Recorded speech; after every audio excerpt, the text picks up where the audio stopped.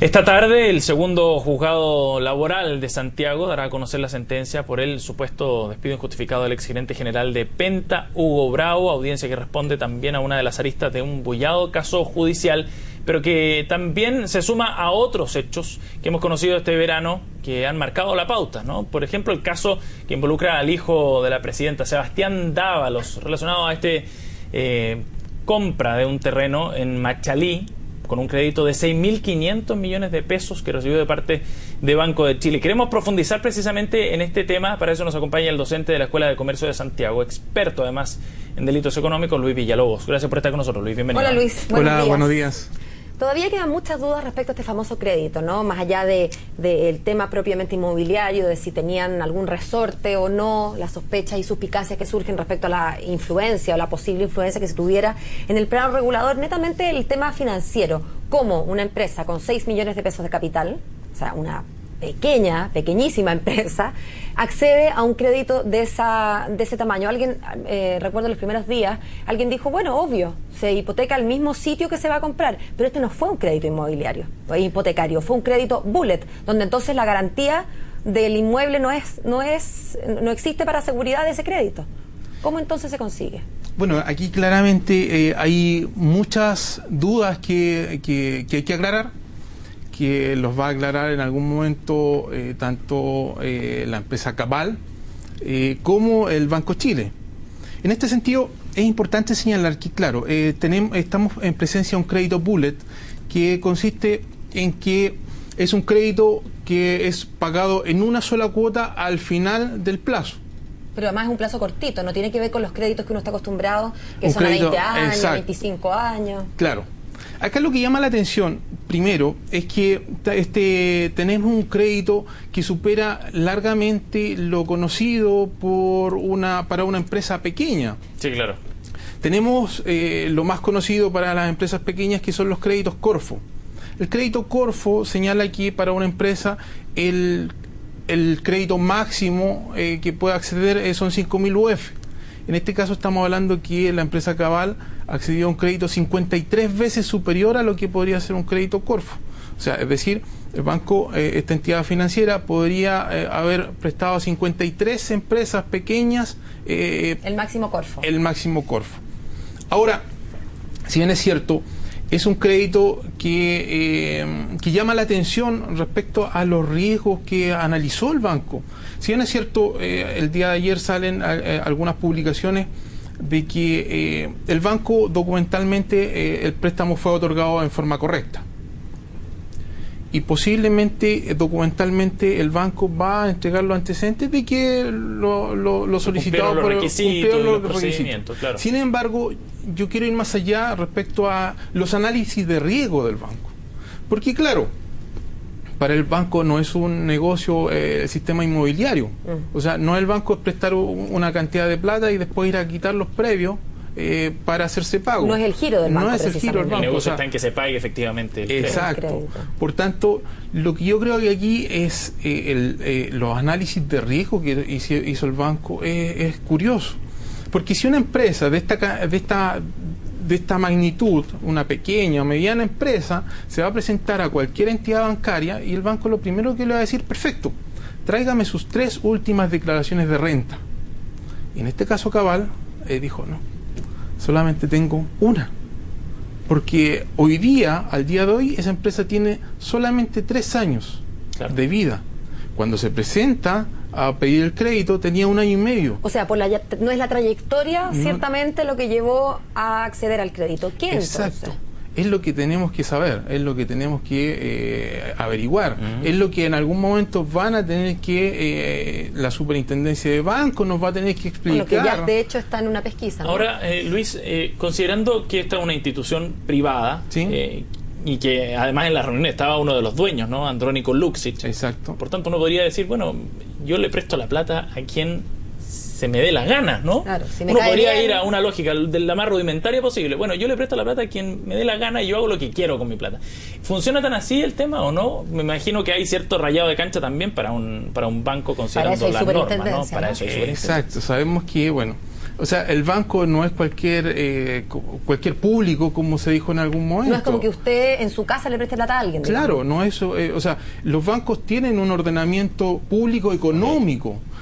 Y por eso es regulado por la Superintendencia de Banco. Entonces, tampoco puedes llegar y prestar a su gusto y a sus ganas. Salvo que sea plata personal, pero cuando es plata del banco ya entonces hay que estar a ciertas normativas. Hay que cumplir las regulaciones que dice la Superintendencia de Banco. Por tanto, algo que pueda afectar a esta entidad financiera va a afectar claramente al orden económico financiero del país. O sea, una cantidad así de dinero no es llegar y prestarla a cualquiera. Pero si esa aseveración es cierta, Luis, entonces contradice lo que decía el vocero de gobierno. Él dijo que esto era una transacción entre privados. Yo entiendo a qué se refiere. El banco es una entidad privada, el que pide el banco, la empresa, es una entidad privada. Pero usted dice que un movimiento de este tamaño podría afectar el orden económico del país. Exacto. Y en ese sentido deja de ser, más allá de lo formal, una transacción meramente privada, ¿no? Claro, es privada, pero no cualquier privado. O sea, estamos hablando de que este banco es uno de los bancos que tiene una presencia importante en nuestro país, es uno de los bancos más antiguos de Chile, y por otra parte están personas que incluso los antecedentes que se manejan en el primer juzgado del trabajo de Santiago, que fueron expuestos por el señor, por el demandante de Cabal, dice que la empresa Cabal no tenía los flujos para acreditar los pagos. Por tanto, son cosas son situaciones y elementos que llaman la atención. Luis, ¿y qué delito podría estar cometiendo Banco de Chile o eventualmente Cabal en este otorgamiento de crédito? ¿Está configurado así claramente algún tipo de delito? En este caso, hemos leído que algunos personeros políticos han hablado de manejo de influencia. Claro, tráfico de influencia. La verdad es que el tráfico de influencia en este caso podríamos descartarlo relativamente, producto que cuando se tramitan todos los créditos no existía la personalidad pública del señor Dávalos. Y sin embargo, entiendo que el crédito fue otorgado al día siguiente de que la presidenta ganara, y en ese caso el crédito, entonces la aprobación del crédito sí ocurre cuando Dávalos, ciertamente Sebastián Dávalos no tenía a esa altura un cargo público, pero sí a esa altura era hijo de la presidenta electa. Claro. No de la candidata, digo. Claro, lo que pasa es que el Código Penal señala de funcionarios públicos. Claro, y eso no es por parentesco, digamos. No es por parentesco, justamente. Y son materias que van a tener que ser investigadas en primera instancia por la Superintendencia de Banco, y luego, si es que existe algún delito, por el Ministerio Público, que lo puede hacer perfectamente de oficio, para saber si revisten caracteres de delito los elementos que conocemos hasta este momento, que yo creo que es recién el pie inicial de lo que se viene. Claramente podríamos ver que si hay alguna irregularidad respecto a la Ley General de Bancos, que podrían el Ministerio Público aclarar. Luis, en este caso, con toda esa incertidumbre por delante respecto a este caso Dávalos, porque faltan antecedentes sobre la mesa, ¿se puede hacer algún paralelo entre este caso y el caso Penta, por ejemplo? Como lo han hecho algunos diputados. Claro, como desde el punto de vista precisamente de, no la arista política, por cierto, sino que desde el punto de vista de los delitos económicos o tributarios que hubiera, que son mucho más claros probablemente en el caso Penta. Bueno, en el caso Penta, aquí llama la atención respecto a, coloquialmente, si analizamos los dos casos, sí, ambos casos nacen de figuras paralelas. Recordemos que el caso Penta nace de la investigación que llevaba la policía, que llevaba Carabineros, por el caso FUT. Sí. Y a raíz de la declaración del fallecido notario Jorge Valdivia, nace esta arista del caso FUT. Más que notario, ¿no? Martillero público, perdón. Martillero público, Jorge Valdivia. Nace esta arista del caso Penta, sí, ¿verdad?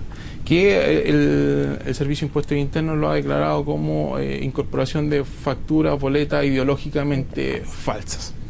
En el caso Cabal, En el caso Cabal nos encontramos que aún desconocemos antecedentes respecto a cómo se gestionó este préstamo, cuáles fueron los elementos, los antecedentes que Cabal presentó a la entidad financiera, cuáles fueron los análisis de riesgo que utilizó la entidad financiera y si efectivamente existieron presiones políticas o presiones de otro tipo para gestionar este crédito. Recordemos que además todavía queda por saber qué es lo que pasa con el PRI, sí, que claro. El plano regulador intercomunal de Machalí y falta su resto, porque recién a fin de año, principios del otro, podría estar claro. esa... Por tanto, existen claramente antecedentes que no solamente políticos, sino que dañan de alguna forma la imagen económica interna de nuestro país. Luis, y respecto al caso Penta en particular, remitiéndonos solo a ese caso, ¿qué posibilidades hay de que los controladores involucrados en este caso, Carlos Eugenio Lavín, Carlos Alberto Délano o algún otro alto ejecutivo del Grupo Penta termine en cárcel efectiva debido a los delitos que se están indagando? El Servicio de Impuestos Internos ha llamado o ha traído a colación el artículo 97 del Código Tributario, delitos tributarios, artículo 97 número 4, que para nuestra legislación considera penas de hasta 10 años de cárcel. Por tanto, si se llegara a comprobar que las declaraciones fueron maliciosamente, efectivamente aquí sí, dentro de lo que son los delitos económicos, porque por esencia sabemos que los delitos económicos en Chile no tienen penalidad de cárcel, sí. No tienen penalidad de cárcel, pero en el caso excepcional de los delitos tributarios sí podríamos encontrarnos con una pena efectiva de cárcel. Bien, es uno de los temas que va a marcar la pauta todavía en las próximas semanas, ¿no? Cuando empiecen ya a conocerse las imputaciones más claras de parte de la Fiscalía. Muchas gracias por haber venido, Luis. Que tengas un buen día. Gracias, igual a usted.